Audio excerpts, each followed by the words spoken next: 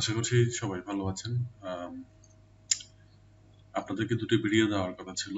মূলত ভিডিওগুলো দেওয়ার কথা ছিল হচ্ছে আহ, গত দুটি ক্লাস, যে ক্লাসগুলোতে হচ্ছে আমরা নেভিগেশন মেনুটা করার পরে যে দুটো বাকি টেমপ্লেটের কাজগুলো যেভাবে করেছিলাম, যে স্লাইডার ইমপ্লিমেন্ট করানো, সাথে হচ্ছে বাকি যে আপনার আমাদের যে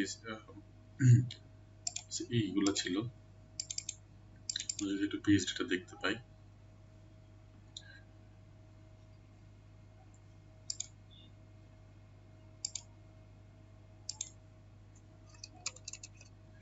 সো আমরা এই পিএইচডিটার প্রথম অংশ, যে স্লাইডারটি, এরপরে আওয়ার সার্ভিস এই অংশটি, এরপর অ্যাবাউট আস, এই বিষয়গুলো মোটামুটি আমরা গত দুটি ক্লাসে কমপ্লিট করার চেষ্টা করেছি। তো আমার যে ইটা ছিল সেটা হচ্ছে খুব সম্ভবত 28 এবং 29 এই দুটো ক্লাস আমরা হচ্ছে স্লাইডারটা ইমপ্লিমেন্ট করেছি, আওয়ার সার্ভিস ইমপ্লিমেন্ট করেছি, অ্যাবাউট আস ইমপ্লিমেন্ট করেছি, অ্যাবাউট আসে পুরো সেকশনটি ইমপ্লিমেন্ট করেছি, ক্লিক টু অ্যাকশন সেকশনটি ইমপ্লিমেন্ট করেছি, এবং সাথে আমরা আওয়ার প্রজেক্ট যে সেকশনটি রয়েছে সেটিও কমপ্লিট করেছি। তো এই সেকশনগুলোর কাজগুলো আসলে আমার যতদূর বিশ্বাস, আপনাদেরকে যতগুলো ক্লাস করানো হয়েছে, আপনারা যদি 27 এবং 28 নাম্বার ক্লাসের কোডগুলো জাস্ট একটু রিভিউ করেন, জাস্ট আফটার হচ্ছে কি ক্লাস নাম্বার 26, তাহলে আমার যেটা বিশ্বাস সেটা হচ্ছে আপনাদের খুব একটা বেশি ব্যাক পাওয়ার সম্ভাবনা নেই। কারণ হচ্ছে এই কাজগুলো কিন্তু আমরা ইতিপূর্বেও করেছি, কিভাবে একটা পিএইচডি ফাইলকে বিভিন্ন ধরনের আপনার সিএসএস বুটস্ট্র্যাপের সাথে ইমপ্লিমেন্ট করে কাজগুলো করা যায়। এই জায়গাটাতে আমার যতটুকু বিশ্বাস যে আপনাদের খুব একটা বেশি ব্যাক পেতে হবে না। কারণ এই কোডগুলো দেখলে আপনারা বুঝতে পারবেন যে কিভাবে আমরা স্লাইডারটা ইমপ্লিমেন্ট করেছি, কিভাবে আমরা our service plus about us plus হচ্ছে আওয়ার প্রজেক্টস এই বিষয়গুলো ইমপ্লিমেন্ট করেছি। কিন্তু ইম্পর্টেন্ট যে বিষয়টি সেটি হচ্ছে আমরা যখনই কোনো ব্যাকগ্রাউন্ড ইমেজের সাথে একটা ট্রান্সপারেন্ট মেনু কিভাবে আমরা কি করতে পারি, ইমপ্লিমেন্ট করতে পারি। যেমন কি দেখুন, এই ধরনের মেনু আমরা কিভাবে ইমপ্লিমেন্ট করতে পারি, এই জায়গাটা কিন্তু আমাদের শেখার বেশ কিছু কি আছে, ঘাটতি রয়েছে। প্লাস হচ্ছে আমাদের এটির সাথে আমাকে একটি ক্যারাউজেলের অল ক্যারাউজেল ইমপ্লিমেন্ট করানো, সাথে হচ্ছে একটা নেভিগেশন ইমপ্লিমেন্ট করানো, এই জায়গাটাতে আমাদের বেশ কিছু শেখার ব্যাপার আছে। সো এই জায়গাটা খুবই ইজি এই কারণে বলছি, কারণ হচ্ছে আমাদের যে লাস্ট যে কাজগুলো করা হয়েছে ওই কাজগুলোর উপরে মূলত এখানে কিছু পরিবর্তন করে ট্রান্সপারেন্ট যে মেনুটি সেটি ইমপ্লিমেন্ট করা হয়েছে। সো আমি খুব দ্রুত আপনাদেরকে নেভিগেট করিয়ে দেওয়ার চেষ্টা করছি। আমরা জানি যে গত বেশ কটি ক্লাসে আমরা হেডার টপে এই সেকশনটা ইমপ্লিমেন্ট করেছিলাম, সাথে আমাদের এই অংশটি ছিল। আমরা যদি একটু জাস্ট কোডটা একটু করে রিভিউ করার চেষ্টা করি, দেখুন আমাদের, আপনারা যদি 27, 28, 29 এই কাজগুলো দেখেন, যে এখানে যেভাবে হেডার সেকশনটি ইমপ্লিমেন্ট করা হয়েছে, আপনাদেরকে এর আগেও একটি মেইন মেনু ইমপ্লিমেন্ট কিভাবে করতে হয় ওই রিলেটেড একটা ভিডিও দেওয়া হয়েছে। সো ওইখানে বলা ছিল যে এই অংশটা আমরা কিভাবে কি করতে পারি, ইমপ্লিমেন্ট করতে পারি। সো এই অংশটা হুবহু সেম রেখে জাস্ট কিছু সিএসএস এর পরিবর্তন করে, সাথে আমরা যেহেতু এখানে স্লাইডারের একটা নতুন একটা কি দেওয়ার চেষ্টা করেছি, ফ্লেভার দেওয়ার চেষ্টা করছি, যখনই আমাদের সামনে এই অংশটি লোড হচ্ছে তখনই আমরা কি পাচ্ছি, আমি জাস্ট একটু রিফ্রেশ করে নিই, আমরা দেখতে পাবো একটা ছবির মধ্যে একটা অ্যানিমেশন পাচ্ছি, টেক্সটগুলোর মধ্যে একটা অ্যানিমেশন পাচ্ছি। এটি আপনাদের একটু নতুন করে দেখার ব্যাপারটা রয়েছে। সাথে যেটি সবচেয়ে বেশি ইম্পর্টেন্ট সেটি হচ্ছে কিভাবে আমরা এই ধরনের একটি ট্রান্সপারেন্ট মেনু ইমপ্লিমেন্ট করতে পারি, এটি আমাদের জন্য খুবই ইম্পর্টেন্ট। তো কাজটি করার জন্য মূলত আমি আপনাদেরকে গাইড করার চেষ্টা করব যে কিভাবে আপনারা এই ধরনের কাজগুলো করতে পারেন। কারণ হচ্ছে আপনাদের দুটি ক্লাস পরেই আপনাদের কোর্সটি শেষ হয়ে যাচ্ছে, বা এর মধ্যে কোর্সটি শেষ হয়ে যাচ্ছে। সো আপনাদেরকে কিন্তু এই ধরনের প্রজেক্ট তৈরি করে যে অ্যাজ এ প্রজেক্ট আপনাদেরকে সাবমিট করতে হবে। তো আমরা একটু কুইক রিভিউ করব এটি কিভাবে করা হলো। তো দেখুন, আমি যদি একটু সিএসএস টা রিভিল করি, সিএসএস কিন্তু সবকিছু ঠিক আগের মতো রয়েছে, জাস্ট ফিউ লাইনস আমি এখানে পরিবর্তন করেছি। ফিউ লাইনসের মধ্যে যদি আমরা একটু দেখার চেষ্টা করব, সেটা হচ্ছে কিভাবে এই কাজটি করানো হয়। সো দেখুন, আমি যদি ইনস্পেক্টে আসি, ইনস্পেক্টে দেখুন আমাদের যে আইডি ন্যাপ বাটি রয়েছে, এখানে আমরা ব্যাকগ্রাউন্ডে ট্রান্সপারেন্ট করেছি। আগে আমাদের যে লেয়ারটি ছিল সেখানে কিন্তু আমরা ব্যাকগ্রাউন্ডটি ট্রান্সপারেন্ট করিনি, এবং সাথে পজিশন অ্যাবসলিউট করেছি, প্যাডিং দিয়েছি, উইডথ দিয়েছি, এবং জেড ইন্ডেক্স খুবই ইম্পর্টেন্ট। দেখুন জেড ইন্ডেক্স, উইডথ, পজিশন, ঠিক আছে, ব্যাকগ্রাউন্ড, এগুলো খুবই কি ইম্পর্টেন্ট। এগুলো না থাকার কারণে আপনি হচ্ছে ওই ন্যাপ বারটি কোনোভাবে নিয়ে আসতে পারেন না। তাহলে ব্যাকগ্রাউন্ড ট্রান্সপারেন্ট সেটি কি কাজ করছে, আমাদের এখানে একটি ছিল কালার ছিল, সেটি কিন্তু সে নিয়ে আসছে, হোয়াইট কালারটিকে সে কি করছে, ট্রান্সপারেন্ট করে দিচ্ছে। সাথে পজিশন অ্যাবসলিউট কি করছে, ওই আমার এই যে সেকশনটি রয়েছে সেটিকে কি করানো হচ্ছে, ইমপ্লিমেন্ট করানো হচ্ছে।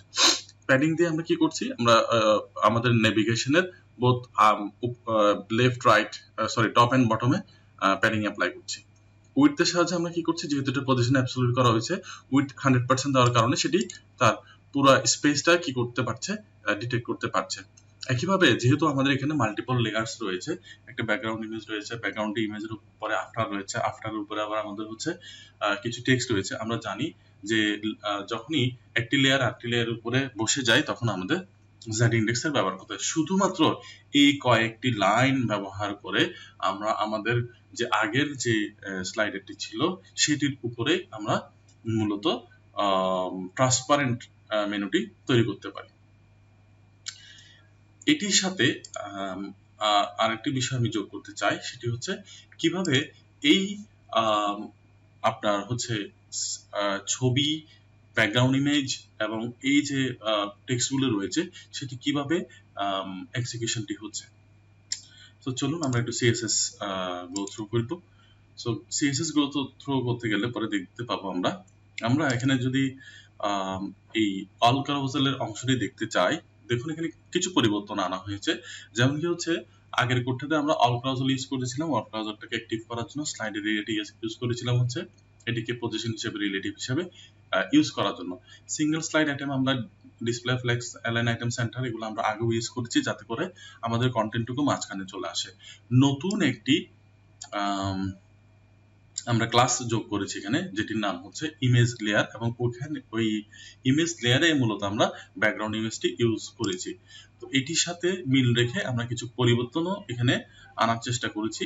যেমন কি হচ্ছে, আমরা আগে সিঙ্গেল স্লাইড আইটেমের আফটার ইউজ করেছিলাম, এখন আমরা যেটা করেছি স্লাইডের এরিয়া সিঙ্গেল স্লাইড আইটেমের পরে আবার ইমেজ লেয়ার, এটার পজিশন অ্যাবসলিউট করেছি, এবং ইমেজ লেয়ারের পরেও কিন্তু আমরা কি করেছি, একটি আফটার দেওয়ার আফটার ইমপ্লিমেন্ট করেছি। কারণটা যদি আমরা একটু দেখি, একটি হচ্ছে গিয়ে আমাদের ব্যাকগ্রাউন্ড ইমেজ, এবং ওই ব্যাকগ্রাউন্ড ইমেজের পরে আমাদের একটি কালার রয়েছে, এই দুটি ইমপ্লিমেন্ট করেছি।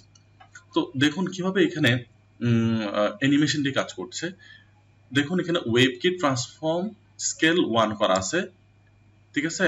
এই ট্রান্সফর্ম প্রপার্টি সম্পর্কে আমরা সবাই জানি যে স্কেল দ্যাট মিন্স হচ্ছে 1 থাকা মানে হচ্ছে ছবিটি বর্তমানে যে অবস্থা আছে আমরা ওই অবস্থায় দেখতে পাবো।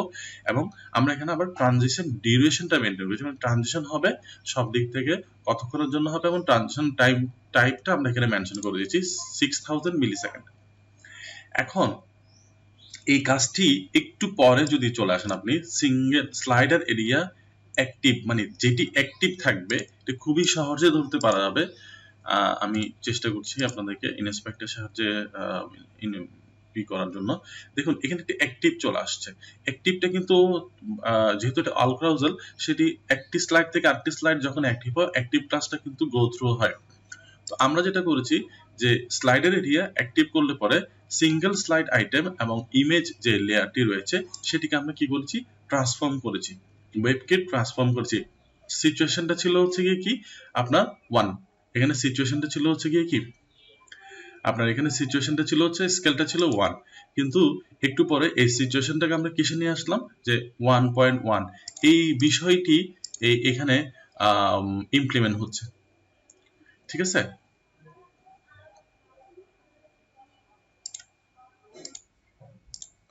তো যাই হোক, সেটি আমরা দেখছিলাম যে পরিবর্তনটুকু। তো পরিবর্তনটুকু কিভাবে হচ্ছে, এই সিচুয়েশনটা ছিল স্কেল 1 এবং আমরা এখানে একটা মিলি সেকেন্ড টাইম ম্যানেজ করে দিয়েছি থ্রু ট্রানজিশন। ওই ট্রানজিশনটাকে আমরা এখানে স্কেলিং করে যখন এটাকে বৃদ্ধি করে দিলাম 1.1 1.1, ঠিক আছে, দ্যাট মিনস এটা হচ্ছে আমরা ক্রস ব্রাউজার সাপোর্ট দেওয়ার চেষ্টা করেছি, যাতে করে প্রত্যেকটা ব্রাউজারে একই ধরনের ইফেক্ট আমরা দেখতে পাই। সেম কাজটুকু আমাদের হেডিং হেডিং প্যারাগ্রাফ এবং বাটনের সাথে করা হয়েছে। আমরা যেটা দেখি সেটা হচ্ছে, দেখুন যে হেডিং H2 সিচুয়েশনটা কি, এই যে ট্রানজিশন করা হচ্ছে আর এদিকে করা হচ্ছে ট্রান্সফর্ম। ওকে, ট্রান্সফর্মে কোথায় করা হচ্ছে, translate why translate why translate why, মূলত এই কাজটুকু করানো হচ্ছে।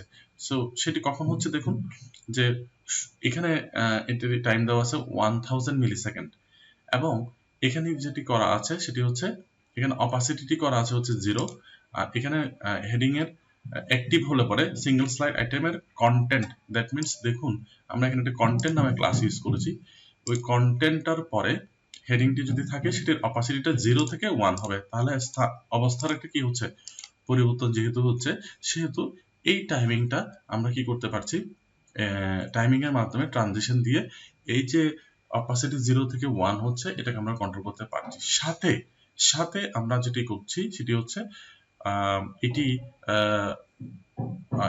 ট্রান্সফর্মের সাহায্যে ট্রান্সলেট করছি, যাতে করে এটি একটি অ্যানিমেশন আমাদের সামনে চলে আসে। এই যে একটা একটা করে অ্যানিমেশন আমাদের সামনে চলে আসে, কেমন? তো এই ছিল মূলত বিষয়টা। এবং ট্রান্সলেট এক্স ইউজ করার ব্যাপারটা এই কারণে চলে আসছে এখানে, কারণ হচ্ছে আপনার একদমই যেন সেই স্টার্টিং পয়েন্ট থেকে স্টার্ট হয়, ঠিক আছে? এবং দেখুন এখানে কিন্তু একটা ডিলের অপশন ব্যবহার করা হয়েছে, যা দেখুন আমার ছবিটা যখন চলে আসে সাথে সাথে কিন্তু আমার কন্টেন্টে আসে না, প্রায় 1 সেকেন্ডের মতো ডিলে হয়ে সেটি আসে। একই ব্যাপারটা দেখুন প্যারাগ্রাফের উপর করা হয়েছে, অপাসিটি 0 করা হয়েছে, ঠিক আছে, তারপরে হচ্ছে ট্রান্সলেট ওয়াই করা হয়েছে, এবং যখন এটা অপাসিটি 1 হচ্ছে তখন এক্স এর মানগুলো সবগুলোই 0, এবং ডিলেটি আগের আগের আগের অবস্থানে করা হয়েছিল 1000, আর এখানে করা হচ্ছে কত, 1400, ঠিক আছে, 1400 ms, যাতে করে ওটি হেডিংটি ইমপ্লিমেন্ট হওয়ার কিছু সময় পর প্যারাগ্রাফটি আসে। একইভাবে দেখুন যে বাটনটি করা হয়েছে যে সেম সিএসএসটি অপাসিটি 0, আর এখানে হচ্ছে ওয়াই, আর এখানে আবার অপাসিটি 1, আবার এখানে ট্রান্সলেট এক্স 0 করা হয়েছে, যাতে একদম স্টার্টিং পয়েন্ট থেকে স্টার্ট হয়। এবং দেখুন যে প্রথমটি ছিল 1000 ডিলে, তারপরটি ছিল 1400, তারপরটি হচ্ছে কি কি 1600। এটি এই টেকনিকটা অ্যাপ্লাই করে খুব সুন্দর একটি অ্যানিমেশন এখানে তৈরি করা যাচ্ছে, যেটি আমাদের অনেকগুলো প্রজেক্ট আমরা দেখতে পাই। ব্যাকগ্রাউন্ড ইমেজে টেক্সটগুলো নেভিগেশন হয়, সাথে হচ্ছে আমি একটা ট্রান্সপারেন্ট মেনু এখানে তৈরি করতে পারি। তো আপনাদের যদি কখনো ট্রান্সপারেন্ট মেনু এবং এবং সাথে হচ্ছে আপনার যদি থাকে যে কন্টেন্টগুলোকে অ্যানিমেশন করা দরকার পড়ে, তো আপনারা খুব ইজিলি এই ভিডিওটি দেখে, এবং আমি কন্টেন্টগুলো আপনাদেরকে ভিডিও একটি আমি শেয়ার করে দিব, এবং ওই কন্টেন্টটুকু আপনারা ফলো করে জাস্ট দেখে নিতে পারবেন। খুবই ইজি একটা কোড, এখানে তেমন কোনো কিছুই করা হয়নি। কোডগুলো দেখতে অনেক বেশি হয়তো মনে হচ্ছে, বাট সিম্পলি দেখেন এগুলো ক্রস ব্রাউজার সাপোর্ট, সব লাইনগুলোই সেম। তো ধন্যবাদ আপনাদেরকে। কোনো প্রশ্ন থাকলে আপনারা আমাকে জানাতে পারবেন এই রিগার্ডিং দিস ভিডিও।